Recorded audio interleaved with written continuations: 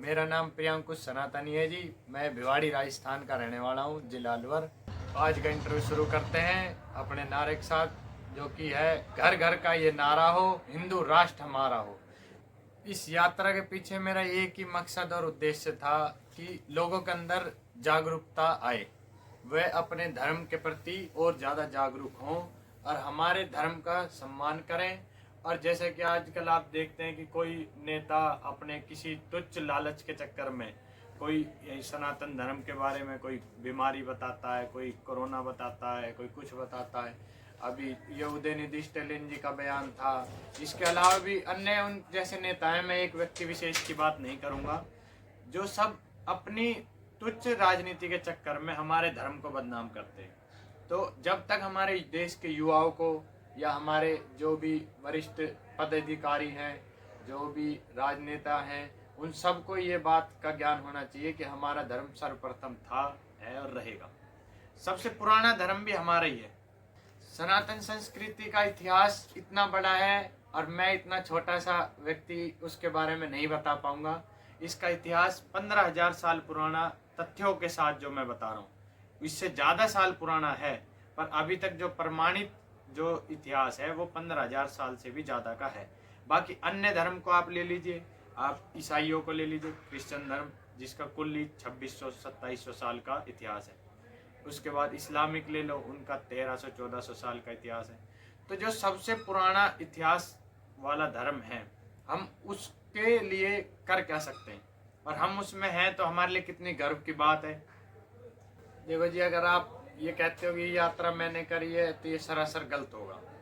ये मैंने प्रभु की कृपा से और आप सब लोगों के व्यक्ति विशेष के आशीर्वाद और प्यार से ही ये यात्रा कर पाया हूँ। मैं नहीं कर पाता। अगर मैं अपनी बात करूँ तो मेरे को आज आप कहोगे 600 किलोमीटर चलना है तो मैं नहीं चल पाऊंगा।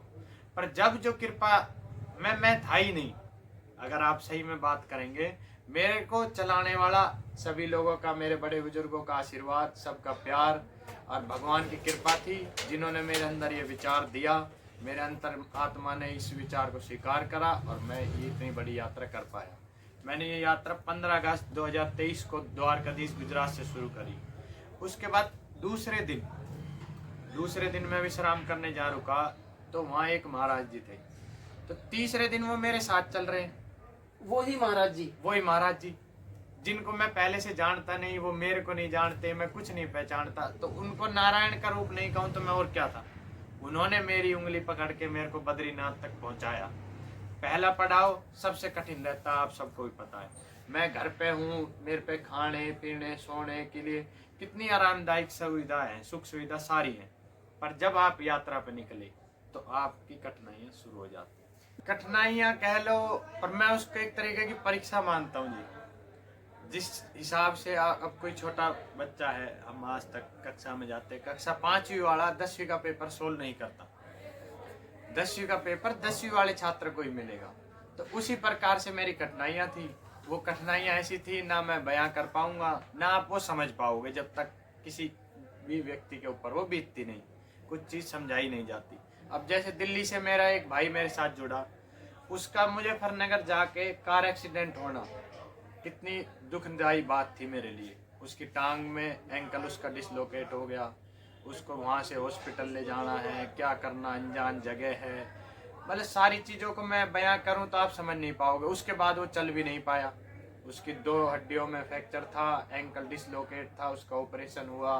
मैं 3-4 दिन तक उसके साथ रहा हॉस्पिटल में। खाने की, रुकने की, सुबह चलता था तो रात में ये नहीं पता चलता कि सोना कहाँ है। खाना अब खा लिया, पता नहीं कहाँ जाना है कि कहाँ क्या मिलेगा खाना। मतलब कठिनाइयाँ बहुत थी, मैं आपको बयान नहीं कर पाऊंगा। बाकी प्रभु की कृपा थी और सभी लोगों का आशीर्वाद था, जो वो कठिनाइयाँ कुछ नहीं है। जैसे हमारे पूर्वजों ने इससे भी ज़्यादा कठिनाई सहन करके हमारे धर्म की रक्षा करी है, तो हमारा भी फर्ज बनता है कि हम उनके पद चिन्हों पर चलकर अपने धर्म के लिए कोई कार्य करें। अभी शिवाजी महाराज जी की कल जयंती थी, आप सभी को ज्ञात है। वो कितने बड़े महान योद्धा थे। योद्धा के बाद उनके विचार, उन्होंने अगर बात करें तो अखंड भारत की या भगवा भारत की, आज जो हम बात कर रहे हैं, ये संकल्प उन्होंने जब का लिया था। अब अगर हम एक छोटा सा उसमें योगदान दे दें उनके सपन को पूरा करने के लिए, तो ये हमारे बहुत ही गर्व की बात होगी। युवा वर्ग पीछे नहीं हट रहा, पर उनको भटकाया जा रहा है। किस तरह से? भटकाया इस प्रकार से जा रहा है कि हमारा जो असली धर्म है, हमें आज उसके बारे में ज्ञात ही नहीं है। जैसे कि आपके मैं दर्शकों से पूछना चाहूंगा कि आप जरूर बताएं कि कितने लोगों को पता है कि हमारे 4 धाम हैं कौन कौन से। अगर ये बात की आप जनगणना करेंगे कि कितने लोगों को पता है, तो ज्यादातर ये कहेंगे भाई उत्तराखंड में केदारनाथ, बद्रीनाथ, गंगोत्री, जमुनोत्री। परंतु ऐसा नहीं है। हमारे वेदों में 4 धर्म का जो उल्लेख है वो इस प्रकार है कि बद्रीनाथ, उसके बाद द्वारकाधीश, जगन्नाथपुरी, रामेश्वरम। मेन जो 4 धाम है जिनका हमारे धर्म में उल्लेख है वो ये है। हर युग का एक धाम है। अभी तक 4 युग हुए हैं, जैसा कि आपको भी पता है।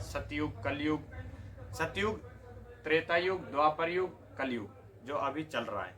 तो चारों युग का एक धाम है। इस बात का ज्ञात होना चाहिए सबको। अब जब यही नहीं पता तो हम धर्म के बारे में कुछ जानते नहीं।